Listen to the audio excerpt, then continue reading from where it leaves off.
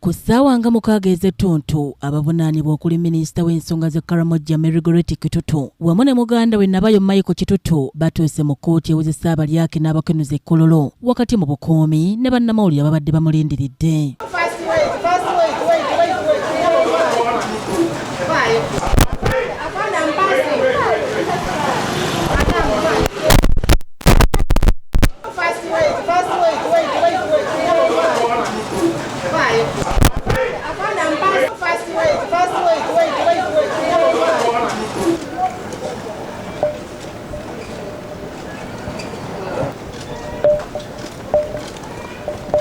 Ono asimbiddwa mu maaso g'omulamuzi Aciro Joan era n'amusomera Emisango Mukagga okuli ogw'obukumpanya okufiiriza gavumenti ensimbi okubuzaabuza ebintu by'abantu abawejjere n'okwekobaana okuzza omusango wamu n'emisango emirala. Of benefiting the Karamoja Community Empowerment Program to her own benefit and to the benefit of third parties, having reason to believe that such act would result into loss of the said public property.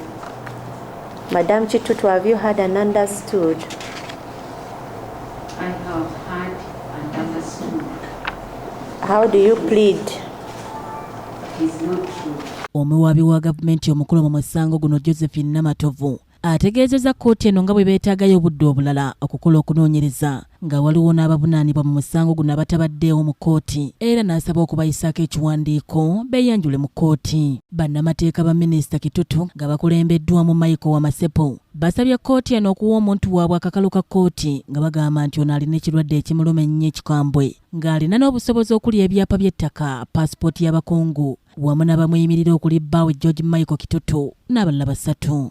Your Honor, in addition to the titles which you have tendered the court, the applicant is willing to deposit her diplomatic passport in this court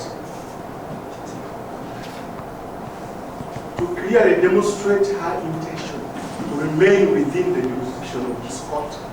And we want to apply to tender it. Josephine Namatovu omuwaabi wa gavumenti okusaba kw'aba n'akuyiyeemu amazzi ng'agamba nti ono yabatawaanya nnyo okumukwata era nga singa banaamuyimbula wakutaataganya okunoonyereza kwabwe. Having held previous ministerial positions and still holding one to date. This is not a small position, coupled with her earlier demonstrated capacity. Omulamuzi Aciro Joan asabye oludda oluwaabi okusooka okusoma n'okwekenneenya ebimu ku bireeteddwa mu kkooti okweyimirira minisita bakomewo ng'ennaku z'omwezi 12 omwezi guno okuwulira okusaba kwabwe okw'okweyimirirwa. He seems to have had a family tragedy and so he was not able to appear in court today, but the court has issued a criminal summons requiring him to attend court to answer to the charge.